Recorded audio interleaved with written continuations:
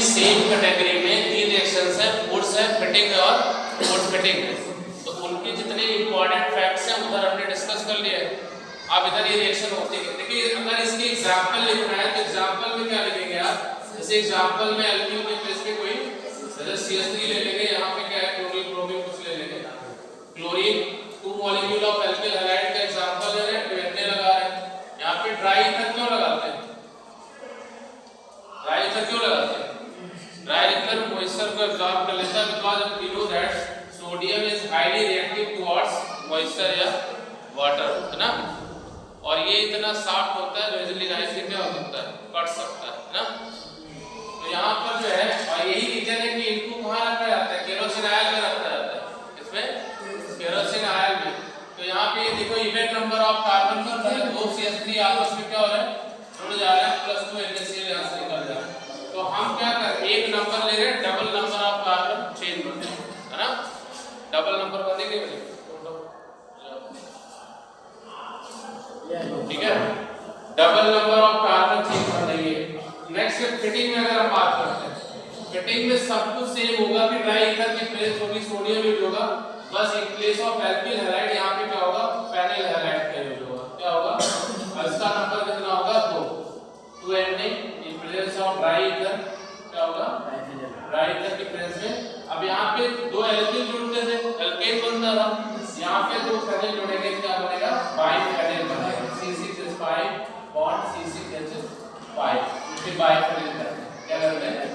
Biphenyl. अब next जो है अगर हम वुड फिटिंग की बात करें, आप बताएं ये सब जो लिमिटेशन लिखे हैं वो लिमिटेशन इससे नहीं करता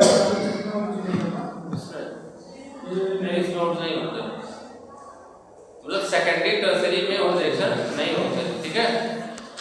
तो यहाँ पे देखिए वुड्स आपने देखा इसके नाम में वुड्स फिटिंग की बात करते हैं, अगर हम वुड्स फिटिंग की, तो यहाँ पे देखिए वुड्स भी शामिल है और फिटिंग शामिल है। तो एक मॉलिक्यूल किसका ले लेंगे? एल्किल हैलाइड का, और दूसरा मॉलिक्यूल किसका ले लेंगे?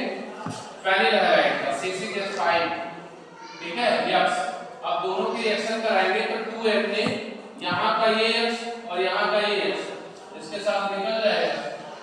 अब यहाँ पे बेंजीन के साथ कौन जुड़ जाएगा? एल्किल। तो इसे आप कह सकते हैं क्या? एल्किल बेंजीन, या इसका नेम क्या होता है? टॉल्यून।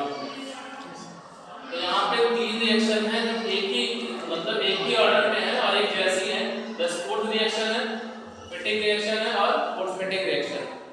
वुड रिएक्शन में 2 molecule of alkyl halide react करता है तो क्या होता है? एल्केन बनाता है। आपको पता है कि इस रिएक्शन में जैसे कि यहाँ बताया गया है इंपॉर्टेंट फैक्ट में कि जितने नंबर ऑफ कार्बन रिएक्टेंट में पार्टिसिपेट करते हैं उसका डबल बनता है ना।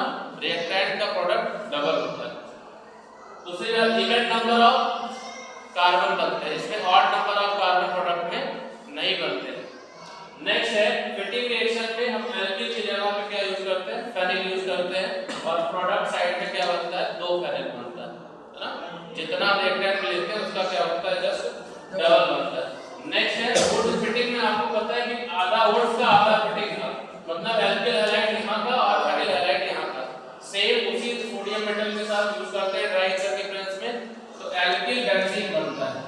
अब यहाँ पे इसको बताने का ये मतलब था कि इसमें आपको पता है उधर देखिए इवन नंबर में कार्बन बन रहा है प्रोडक्ट साइड में। Number of carbon in product side is double in comparison to reactant. Reactant से प्रोडक्ट का कार्बन क्या है? डबल है। दूसरी बात ये कि इसके सोडियम के अतिरिक्त किस मेटल में हो सकते हैं? इंडियम है, सिल्वर है, एक्टिवेटेड कॉपर है, जिंक है और आयरन, ठीक है। कि प्रेजेंस में भी ये रिएक्शन होती है। लिमिटेशन का मींस यहाँ पे ये है कि ये सेकेंडरी और टर्शियरी एल्किल हैलाइड्स में नहीं होते, ठीक है। सेकेंडरी टर्शियरी एल्किल हैलाइड में नहीं होते। इतना